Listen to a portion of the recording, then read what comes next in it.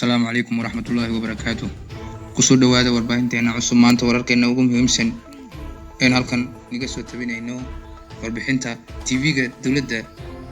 تجريجا أيها ستة قصوا تبيسي ورئيس ما يلصق معنا شعبك woldiya هي النفاس كلام هي دبر الزايبت sidoo kalena madaxweynaha xarada oo ku baaqay inay dagaalka laga dhigo mid shacab ah warbixinteena kale muhiimka ah maalinta bari ah oo barnaamij weyn laga dhigayo magaalada Jijjiga iyo magaalooyinka kale ee Soomaalida sidoo kalena tahay danda oo ka hadlay socdaalka ergiga gaarka ee Mareykanka ee u magacaabay geeska Afrika sidoo kalena warbixinteena maanta waxaan ku eegaynaa warbixinta Franciska warbaahinta Franciska ayaa tabinaysa in dalka Faransiiska uu ka baxay heshiiskii iskaashiga ciidanka ee uu la lahaa Ethiopia sidoo kalena safaaradda dalka Talyaaniga oo albaabada loo laabay ayaan warbixinteena ku tabinaynaa sidoo kalena warbixinteena ugu dambeysay in ka tabinaynaa halka wax weeyo bangiga dhexe Ethiopia ayaa ku amray dhammaan bangiyada Ethiopia inaysan bixin wax deyn ah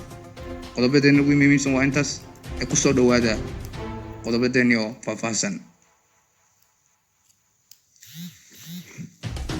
TVga dawladda deegaanka TIGRAY ayaa si toos ah uga soo waramay magaalada woldiya ee nafas iyo dabra zaybot oo sheegay inay labada maalmood la soo dhaafay qabsadeen magaalooyinka shacabka ku dhaqan magaalada woldiya ayaa sheegay inay ciidanka TDF kala shaqeynayaan doonaan nabadda iyo magaalada xasilinta iyo sidoo kalena waxay u mahad celiyeen ciidanka TDF inay yihiin ciidamo usluub iyo leh ixtiraam leh warbixinteena labaad madaxweynaha amxaarada oo ku baaqaya inay dagaalka laga dhigo mid shacab ah madaxweynaha amxaarada aganyo tashagal ayaa yiri dagaalka aan hadda galnay wuxuu ku guuleysan karnaa inaan midnimo iyo la xoojinta sida cadowgeena iskaga dhicin lahaa ka dhigno mid shacab ah walaalahan hadda isku daya inay abuuraan qaab dhismeedkii kala duwanaa si midnimo uu kala qayb galaan inay ku fogaadaan arrintaasi warbixinteena saddexaad maalinta bariya waxa guud ahaan deegaanka ka dhacayo barnaamij lagu taageerayo ciidanka militarga Ethiopia maamulka deegaanka Soomaalida ayaa shaaciyay in bari sabtida ah dibadbax waaweyn laga dhigo magaalooyinka Soomaalida ee caasimadaha militarga oo lagu caawinayo barnaamijka magaalada DTC tahay danda oo ka hadlay socdaalka ergiga gaarka ee Mareykanka u magacaabay geeska Afrika oo Ethiopia ku soo wajahan ayaa yiri shacabka Ethiopia dhimashada ayay ka doorbidayaan inay TPLF wada hadal la galaan wuxuuna u diyaarsan yahay inay kama dambeys alla soo afjaro TPLF mudane Faltimo Comardos oo waa hadalka waxa haboon inuu ka dayo ka dayo tub Afghanistan si uu Taliban ama Afghanistan u dhaxdhaxaadiyo warbixinteena shanaadna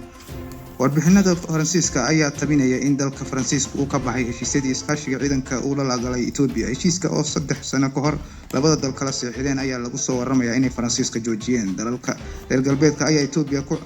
cadaadinaya inay wada hadal la galaan ama dagaalka la joojiyo ee waqooyiga madaxweynaha Faransiiska ayaa bil ka hor khadka telefoonka kula hadlay ABIY wuxuuna uga baaqay in wada hadal lagu xalliyo dagaalka waqooyiga warbixinteena ku xigtana safaaradda dalka Ethiopia ee Talyaaniga ayaa albaabada loo laabay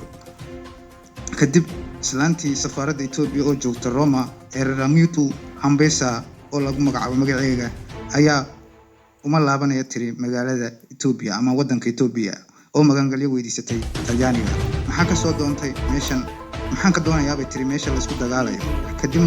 markay dawladda Ethiopia xidhay safaaradii ay ku lahayd dalalka Talyaaniga magaalada Rome ayay safaaradihii wadanka Talyaaniga u fadhiyeen Ethiopia magangalyo siyaasadeed ka dalbatay isla Talyaaniga ma aha mid diblomaasi ka waabtay ee Ethiopia ma qaxootinimo ka codsanaya wadamada galbeedka ayaa Ethiopia ku matalayaan wax isweydiin dhammaan diblomaasiyiintii ay lagu sameeyay kuwii xidhay safaaradaha ay kala meesteen ay hawl galeen oo la soo xiray safaaradaha ku yaala inta badan Yurub iyo Mareykanka ayaa is dhiibay diblomaasiyiintiina joogto ayaa joogaan waxayna isku dhiibeen Mareykanka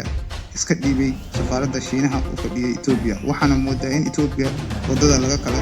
yaacayo ama dal laga kala yaacayo ugu dambeynna warbixinteena maanta waxa ku saabsan bankiga dhexe Ethiopia ayaa ku amray dhammaan bangiyada Ethiopia inaysan bixin wax deyna xitaa kuwa deymaha guryaha ama kuwa kale oo yaryar dhulka iyo hantida magan guurtada lagu dhigo dawladda ayaa sheegtay in sixir bararkii marayo 52% balse dhaqaalaha yaanan qabin inuu 3 jibbaar inta dawladda sheegtay yahay. Ethiopia qaraxnaysa iyo la xajimeyso iyo sixir barar ayaa ka dhacay. Dhaqaalaha dariska ugu cuslaa amaan ee soo maray sanadkii 30 sano laga soo dhaafay ayaa haysta dawladda Ethiopia, waxaana la sheegay in gobollo badan lagu arkay dadka gaajo iyo la dhimanayo baahi. Sidaas kalena waxaa suurtagal ah xilli kasta inuu dimo dhaqaalaha lacagta birta ama isla qiimaha bishan ee hoos u dhac ku dhacay Ethiopia. warbixinteena ugu dambeysay halkaas aan kusoo gabagabeynay. السلام عليكم ورحمة الله وبركاته. أيان الله